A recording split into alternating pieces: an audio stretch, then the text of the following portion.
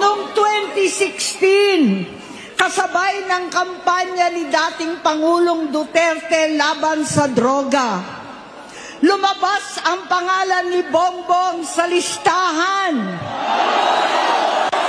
Nakasama siya sa listahan ng mga celebrities, mga artista, Maricel Soriano at iba pa.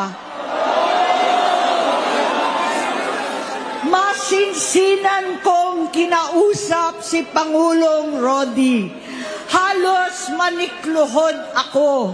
Sinabi kong ayon sa kapulisan, dapat unahin, usigin ang mga pusher at saka na lamang sagipin ang mga user. Naligtas si Bongbong. Labis ang takot ko at pag-aalala. Kinausap ko siya at nagsabi siyang talagang siya ay nagbabago na. Muli at lagi, hindi ako nawalan ng pag-asa. Ako'y naniwala ulit. Mula noon na natatanggap ko na lang na balita tungkol sa kapatid ko ay regular na pagpapadoktor.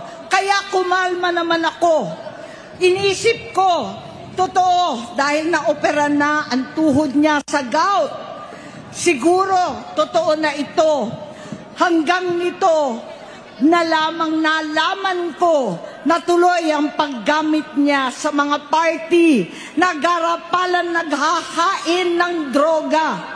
Pinagmamalaki pa ng mag-asawang kayang-kaya nila ang microdosing ng cocaine. Hati-hatiin daw para 4 na beses sa isang araw.